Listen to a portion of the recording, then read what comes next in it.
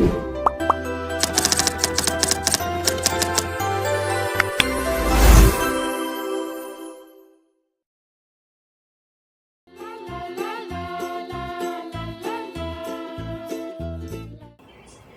day to our research professor, Engineer Maria Cristina Sicat.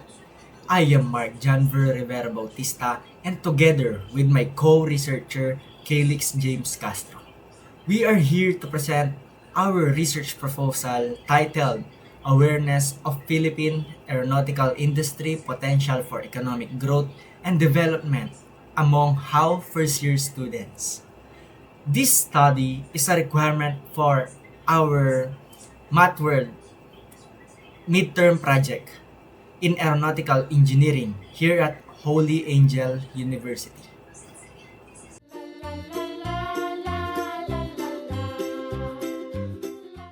So let's move into our background of this study. To begin with, the aviation sector is a critical engine of macroeconomic growth for an archipelagic nation like the Philippines. According to the International Air Transport Association, the industry directly accounts for over 76,100 specialized jobs and infuses billions of dollars into our national economy. Furthermore, given our university's direct proximity to Clark International Airport, which serves as a major industrial gateway, it is vital to understand what incoming engineering students know about this field. Freshmen often choose this program based on a general interest in aircraft, but they rarely understand the broader manufacturing and economic potential waiting for them.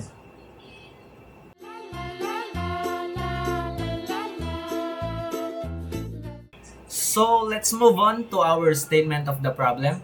So our statement of the problem is our primary objective is to evaluate the baseline level of industry awareness among these incoming first-year cohorts. Specifically, our statement of the problem focuses on measuring their knowledge across four key dimensions: maintenance, repair, and overhaul services, aerospace parts manufacturing, local and global workforce demand, and general economic contributions. We also aim to discover if their awareness levels change significantly based on their backgrounds, and if this early knowledge directly impacts their academic motivation.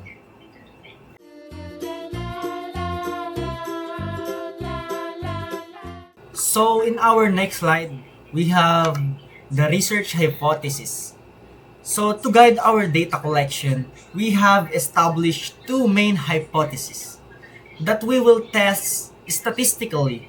First, our null hypothesis states that there is no significant difference in student awareness when they are grouped by profile variables such as sex, senior high school strand, or family background in aviation. Second, we will test whether there is a significant relationship between how much a student understands the aviation market and their overall motivation and appreciation for their engineering program.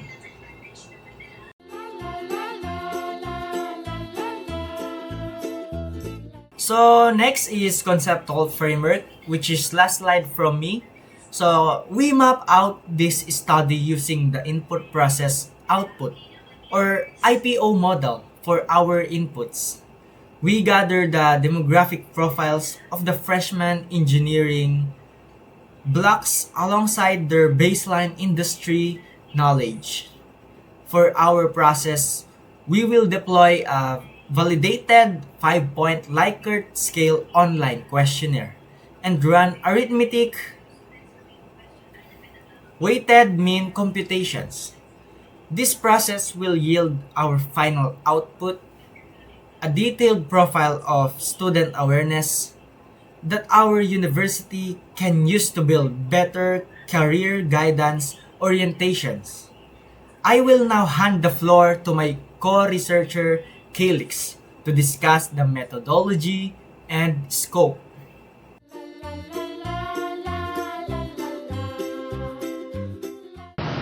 Thank you, Mark. So now, let's tackle the significance of the study. This study provides significant value to several key stakeholders. For the first-year students, it expands their view of the industry beyond traditional pilot or airline jobs early in college. For our how administration endings, it offers objective data to improve introductory orientation topics. Finally, for local aviation and MRO industry partners, it identifies what's the next generation of workers understand about market demands, helping bridge the gap between academia and the corporate aerospace sector.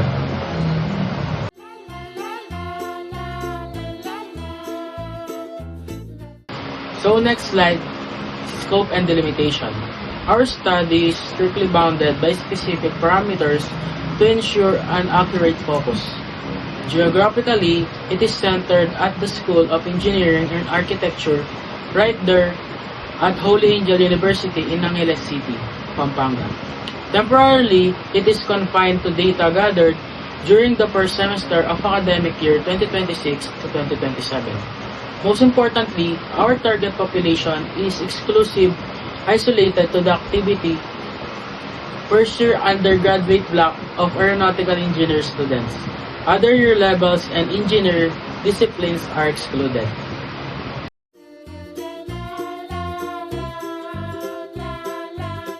So we move on to the next slide, review of related literature. In Chapter 2, we heavily ground our research in reliable local data. Crucially, we cite as a recent study by Torrio and colleagues from 2024, which analyzed our immediate neighbor, Clark International Airport. Their findings proved that direct airports operations alone contributed a massive 12.71 billion pesos to Central Luzon's regional GDP. When you add indirect and catalytic infrastructure impacts, it generated over 35 billion pesos more index. This proves that our students are study right next to a massive economic catalyst, making their baseline awareness highly relevant.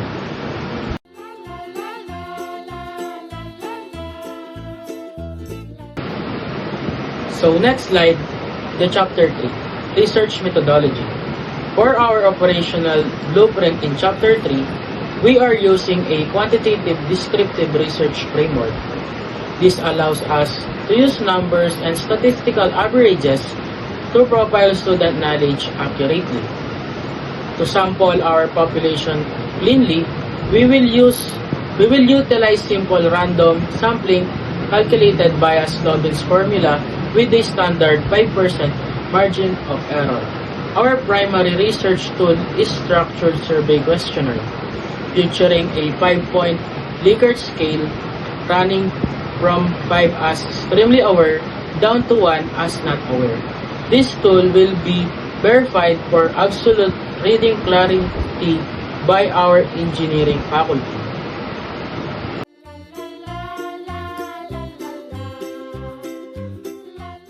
So last slide, procedures, analysis, and ethical considerations. To finish our methodology, our procedures involve securing formal administrative permissions, distributing secure digital Google Forms links through class communication channels, and collecting the inputs. We will analyze the data using frequencies and percentage for demographics and the weighted mean formula for the awareness items. Ethically, the study strictly follows the Philippine Data Privacy Act of 2012. All students' data will remain entirely anonymous. Participants is completely voluntary, and an explicit informed consent from will protect all participants before they can submit any answers. Thank you very much, and we are now ready for the panel's questions and feedbacks.